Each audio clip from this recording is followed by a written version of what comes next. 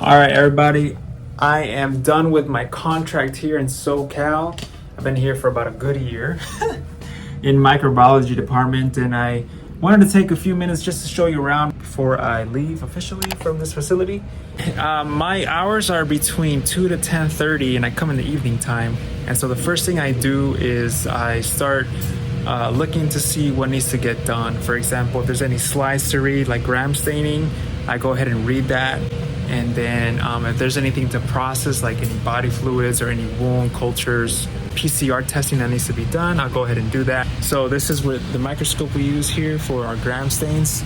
If there's a pile of slides right here and there's paperwork, I'll go ahead and do those gram stains. I had a few gram stains tonight by myself. It was not much. It was about 8 of them. And CSF came in tonight with pretty late to close to my leaving time. Went ahead and did a gram stain on that. So here at this facility, they use the BioFire, and then they have the ME panels, the BCIDs, the GI panels. They also do a lot of PCR testing, especially COVID. They use Cepheid. COVID is like a nonstop thing. It's always coming in. So I'm busy doing those PCRs for COVID or anything else like MRSA, CRE, C. diff, or any GBS as well.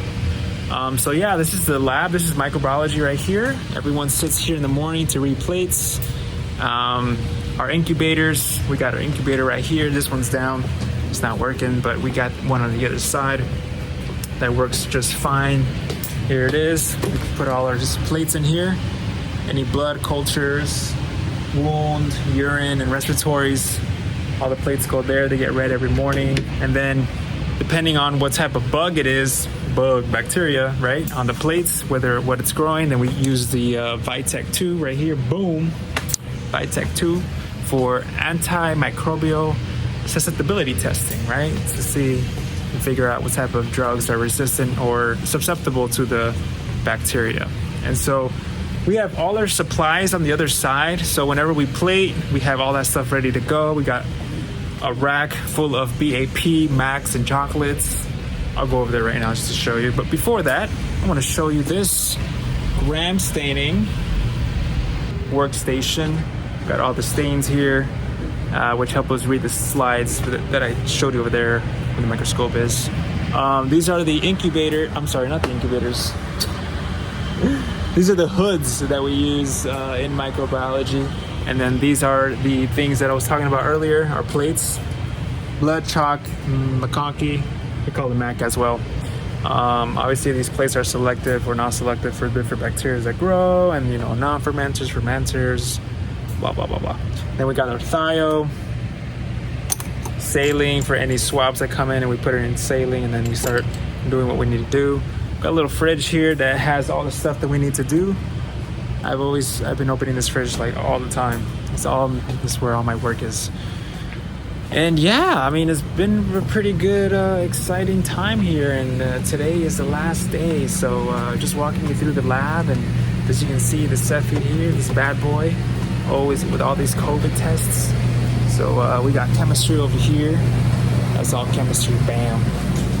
And yeah, so it's been a great experience here at this lab. And it's been amazing.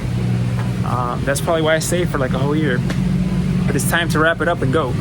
This is cytology, by the way. I'm taking you through cytology. All these different tools they use in cytology. Wham. I'm not really sure what they do in cytology, but I can only assume that they deal with cells. I don't know. It would be nice to work there someday. I did work in molecular diagnostics, which is amazing. It was basically like DNA, RNA testing and trying to figure out which genes were on and off for cancer. It was pretty cool. Like testing for HER2, JAK2, B and T cells.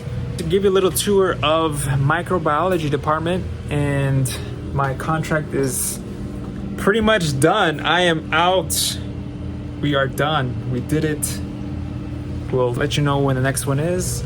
Anyway, if you have any questions about traveling, you want to be a healthcare traveler, a CLS traveler, let me know down in the comments.